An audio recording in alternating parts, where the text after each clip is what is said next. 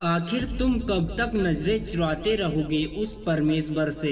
जिस दिन मौत तुम्हारी चौखट पर दस्तक देगी, उस दिन तुम्हें तुम्हारे बुरे कर्मों का अंजाम नजर आने लगेगा। दर्द से तुम्हारी रूह कांप जाएगी। हे इंसान, जितने भी पाप तुझे करने हैं तू कर ले, लेकिन एक न एक दिन तुझे उन पापों का हिसाब देना पड़ेगा। परमेश्वर कहता है कि इस सृष्टि में रहने वाले हर एक जीव को एक न एक दिन जलना होगा और उसे तड़पना होगा जो इस सृष्टि के यानी इस प्रकृति के नियमों का उल्लंघन करता है। माना ईश्वर दयावान है, करुणा का सागर है, लेकिन वह करुणा दया तुम पर तभी बरसेगी जब तुम उस पात्र बनोगे।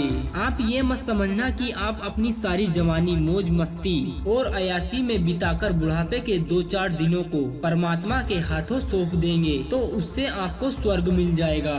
अगर आप स्वर्ग पाना चाहते हो तो अभी से आप नेकी के रास्ते पर चलो और ईश्वर से अपना नाता जोड़ लो। जब तुम्हारा नाता ईश्वर से जुड़ जाएगा तो तुम अवश्य सही और गलत का पता लगा सकते हो और वह तुम्हें जन्नत की ओर अवश्य ले जाएगा। मेरे प्यारे मित्रों, हम आप सभी से बता दें कि इस संसार में इंसान से समझदार कोई नहीं और इंसान से मूर्ख भी कोई नहीं है। यह तो आप सभी जानते ही हैं कि मौत एक अटल सत्य है, परंतु इंसान इस बात को भूल जाता है कि एक न एक दिन मुझे अपने प्राणों का त्याग करना है। वह ऐसे जीने लगता है जैसे कि वह अमर हो गया है और उसे कभी इस संसार को छोड़कर जाना ही नहीं है। लेकिन प्यारे श्रोताओं, वह समय भी आता है जिसका उसे इंतजार नहीं रहता है। अगर आप सभी जन्नत का सुख पाना चाहते हो तो आपको हमारे द्वारा बताए गए इन कामों का त्याग करना होगा। दौलत का अहंकार करना छोड़ दो, अपने शरीर पर गुरूर करना छोड़ दो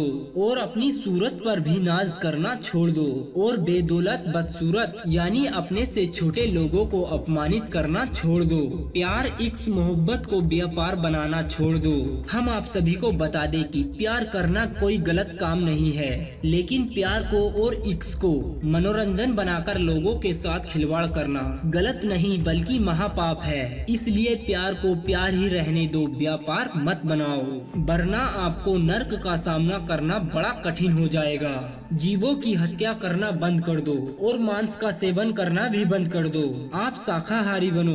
किसी जीव को मारकर और उसे खा जाना यह पाप नहीं तो क्या है? अपनी भूख मिटाने के लिए किसी को मारकर खा जाना यह सही है, लेकिन तभी जब आपके पास कोसों दूर तक भोजन ना हो और मौत तुम्हारे करीब हो। लेकिन इंसान का एक ऐसा शौक होता है कि उसके पास सब कुछ पड़ा हुआ होता है, परंतु वह मांस ही खाता है। ये पाप नहीं तो क्या है? चोरी और बेईमानी करना छोड़ दो। जो मजदूर दिन रात मेहनत करके पैसे इकट्ठे करता है और कुछ लोग उसकी बरसों की मेहनत पर चंद समय में ही पानी फेर देते हैं, ऐसे लोगों को नर्क नहीं मिलेगा तो क्या होगा?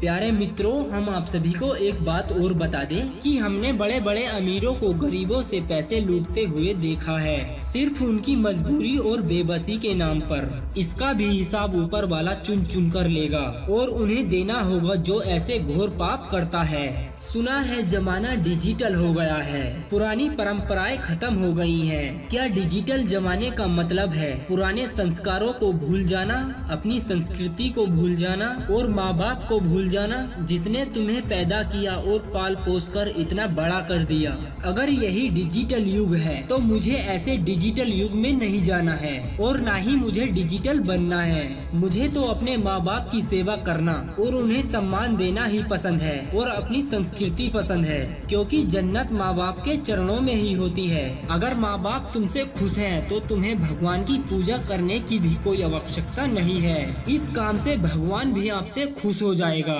और जन्नत नसीब अदा फरमाएगा।